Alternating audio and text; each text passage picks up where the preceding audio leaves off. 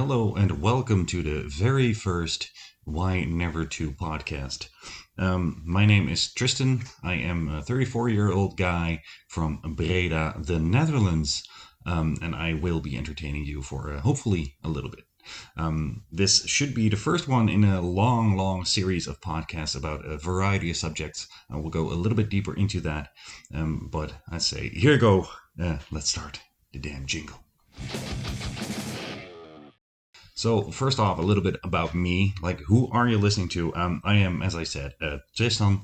I am a 34-year-old guy. I currently live in Breda, in the Netherlands, a lovely little town. I studied communication and multimedia design over the years. I have done a lot of freelance work. Mostly, I work with people, and I have done like graphic design, audio design, video, everything under the sun. And I have, more importantly, in this case, I've had my own radio show for a long time. I've done a rock radio show at a local station for about 3 years now with my good friend Chris, and before that, my good friend Sam, who are both equally great radio makers. And before that, I did radio at several different other stations, so I enjoy the art of radio making quite a lot. I like recording, I like presenting, I like talking about things. I'm very much musically inclined, so I talk about music quite a lot, especially on that show. But in this case, the Why Never To podcast is going to be a little bit different. So first off, a little bit of an introduction to the Why Never To podcast. The Why Never To podcast kind of got its roots when I thought about the things I enjoy. I like a lot of different subjects. I'm a big fan of pop culture. I'm a big fan of wrestling, for example. I love music. I love making music. I love listening to music. I like movies. I like podcasting. I like nerd culture. I like philosophy. There's so many things that I would love to talk about that I cannot talk about on my own radio show because that's mostly rock orientated and it's not a part of the broadcasting channel that I'm currently doing that at. So I figured I'd buy my own set, and why not give it a shot at home? So you're listening to the very first podcast I'm making at home with my own material. I hope you're enjoying it. If not, if you have tips, if you have things to say, if you have feedback, please let me know in the comments. I really like that. Whenever to podcast, it's really a thing that has a certain amount of sarcasm to it. Why never to? It sounds kind of ridiculous, like kind of negative. That's not meant that way. It's a bit cynical, perhaps, I suppose, but it really is a way to take a lighter look at things and acknowledge that not everything is perfect. Not everything is perfect. So I'm going to take a subject, a certain subject, and I'm going to go left or right, and I'm going to show you what the benefits, the pros and the cons are about that certain subject. I'm going to go a little bit in depth into what the subject is about. In this case, my very first subject is, how appropriately, why never to start a podcast. So, podcasting, you obviously know a little bit about it because you're listening to a podcast right now. It's basically a medium that has adapted to the change in media consumption. So, radio and TV have been around for a long time, but it all turned digital after a while. So when TV got digitalized, radio had to do the same thing, and internet radio became a real big thing.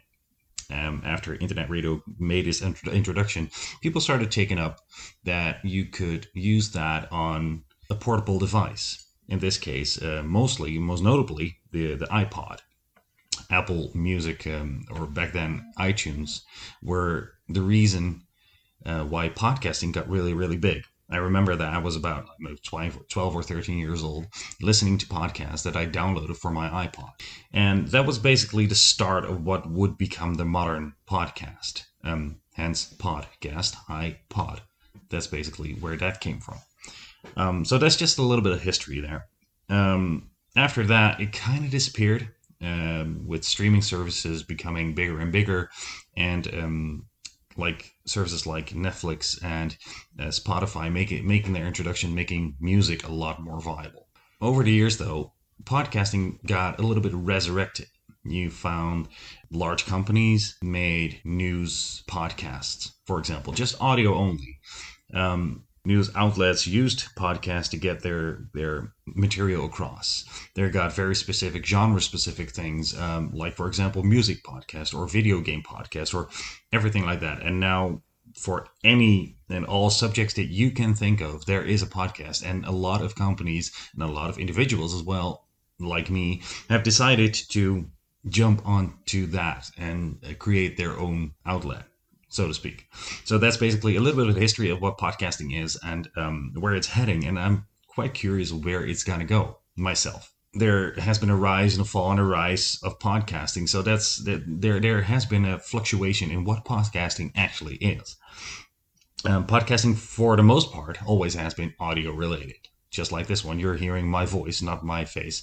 And trust me, you do not want to see my face right now. But you do see these days that podcasting has become more and more of a video thing as well. So people using camera angles and camera techniques to support their audio. So it's still audio. You see people sitting with a microphone, just like I am right now, and with a video camera or a phone or something like that, just aimed at them, filming what they're doing, which makes for a very interesting composition. Because is something with video still a podcast? What is a podcast? The definition of podcasting really has been changed over the years. It's very interesting to think about what's going to be next. Are we going to go full on streaming podcasts over the internet? So like really just going back to what the online radio thing was all about, like online radio stations with people talking, and you can just tune in and see what you're doing. Because the original idea of podcasting was not that you had to check in. No, you could listen to it wherever, whenever you wanted. It didn't matter. You could download it. You can listen to it whenever you wanted. So I'm quite curious what changes are going to be made to the medium of podcasting in the years to come. There is a certain benefit to podcasting for sure. There is a lot of freedom that you enjoy, and there's a lot of easiness to how you can start a podcast. I'm currently using a mixer myself, a Behringer mixer, and a microphone, a condensator microphone, and a laptop. And you can just buy that for, well, it kind of depends on your budget, but for relatively cheap. And you can make your own podcast. And you can upload that pretty easily to the internet so everyone can hear it. That's really how easy it goes. So it has a low bar, low standard. You can really just go for it if you want to. So it kind of gives you freedom, and not just that, also freedom to not be bound to anything. The only one I have to respect is myself, and the things that I want to talk about, I can talk about. Of course, it does matter. The streaming service you put your podcast on is kind of influential, but not too much. I can talk about video games. I can talk about movies. I can talk about philosophy. I can talk about anything right here, right now. That's basically it. I would not suggest you go on and insult people, or I don't know, be a racist or something. Don't do that. Don't do that. At least I would not enjoy that, and most other people wouldn't either. But there is a lot of freedom to it. You make your own format. You make your own show. So you're basically surpassing what my radio show, for example, has with a network company. You don't need a network to broadcast anymore. So that's basically the biggest upside to podcasting. You can do it all on your own without many restrictions to it, which is absolutely fantastic. If you're listening to this and you're wondering, oh, yeah, okay, it sounds cool. I want to do the podcasting thing as well. Well, it's really kind of easy to get into it. You need a couple of things, obviously, before you can start, though. You can record a podcast with anything you want. You can do it with your microphone or your telephone if you want to, but I would suggest doing it kind of the right way, because it kind of sounds like a bag of chips if you do not use the proper tools. So I'd say do something like me. Go to your local pawn shop or to your local thrift shop or something and find a cheap mixer. Like, for example, I'm using the Behringer Eurorack MX1604A, which isn't just an old mixer. I use a secondhand a condensator microphone, a Windows 10 laptop, and Audacity as software to record this. and you can go at it. You can go at it for a few hundred, not even. You can just for a little money, you can find yourself a semi-professional setup for podcasting. So that's you don't really need a lot. Just have to be a little bit tech savvy, and you have to find a way to get yourself online. But there's so many different ways that you can find information about podcasting and how to put it online that it's absolutely easy pickings to do exactly that. It's really easy to do. At the core, however, it's not just the podcast itself. It's not the material. You can have a whole studio to yourself, but you still have to know how to do a podcast. And that's something that I have learned over my years as a radio host. I have hosted several radio shows, and I know how to talk. I'm not native English. I am actually Dutch, and that is one of the things you have to figure out how to do your presentation. Are you going to do it in your native tongue? Are you going to do it in English? How are you going to do a podcast? Are you going to use material from different podcasts? Do you have rights that you have to sign off on? For example, you can't use music. You can't use music unless it's right free. So you have to take that into account. Are you going to do several items? Are you going to do several ways of presenting? But also how to use your voice. My voice, for example, I can be very monotonous, which I do not want to be. But I learned over the years that presenting a show, you have to use your voice in a certain manner to make it attractive. You have to use breaks, you have to use full stops, you have to use pitch, everything to make it interesting for the listener to keep on listening to what you are saying. Um, I know that's kind of catch 22 in this case. If you think that I am not a really good radio maker, please do let me know, and I will refrain from making any podcast from now on. But okay, but so like I said, it's not just the material. You really have to like put in some effort and find a right subject and the right way to present it to your potential audience.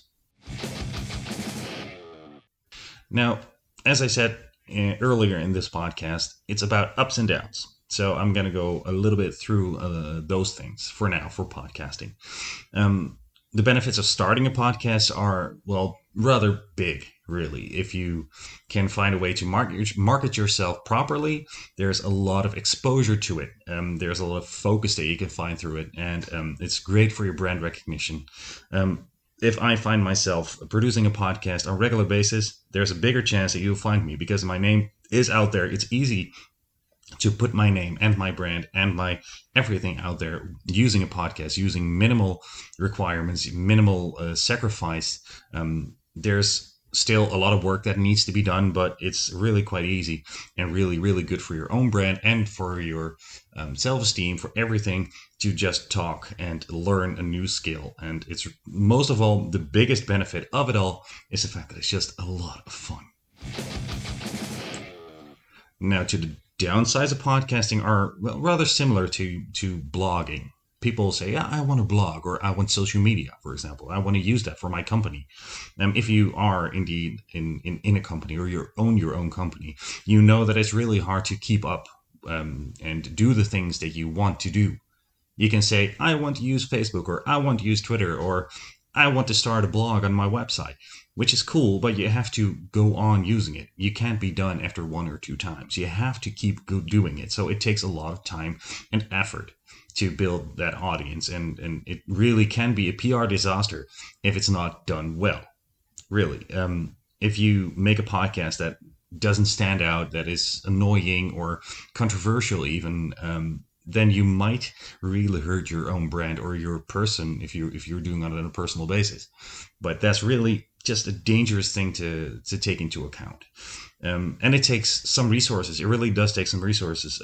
If not the material, like I said, you can be rather cheap, but it takes time to do it. It takes time to edit the video and the audio and everything you want to use. It takes time to record it. It takes time to research everything that you want to talk about. For example, I talked about a little bit of podcasting, what the history is. I needed to look up what that was. Like in my case, it was absolutely minimal, but it still takes a little bit of time. That's a resource as well. So do realize that it takes a lot of time, and if you want to do it right, you have to do it right. But for now, that is the one thing that I leave you with here. This was the very first edition of the Why Never To podcast. I hope you enjoyed it. And please let me know in the comments or anything that you can find me. I would love to know and hear your thoughts about podcasting. Do you own a podcast? Are you making your own podcast? Are you planning to? Please let me know. I would love to hear your stories, and maybe we can actually get into conversation about the subject a little bit more in a later date. I would really, really like to thank you all for listening, and please do not refrain from listening next time again to the next podcast, which will hopefully be set up soon. Thank you so much for listening. My name's been Tristan, and I will talk to you all very, very soon. Goodbye.